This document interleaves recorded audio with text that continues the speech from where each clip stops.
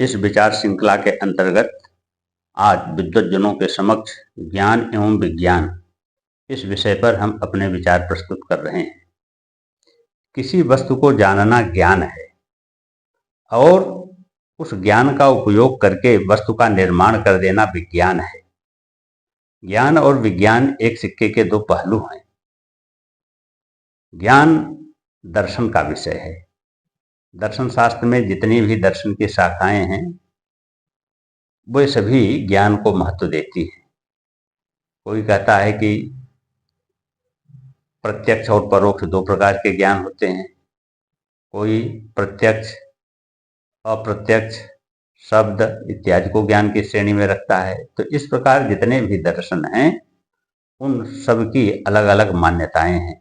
उन मान्यताओं के अनुसार उनका दर्शन का क्षेत्र दिखाई देता है।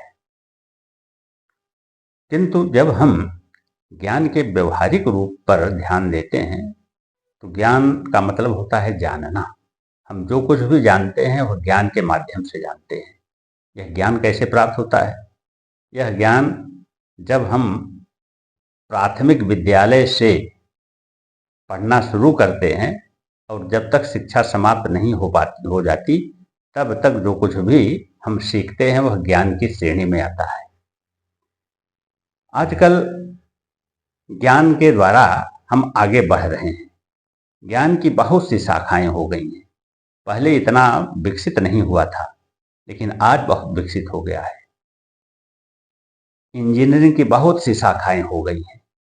उन शाखाओं का विशेष रूप से अध्ययन किया जा रहा है और अध्ययन करने के बाद जो प्रशिक्षु वहाँ से निकल रहे हैं वे देश की उन्नति में भागीदार बन रहे हैं।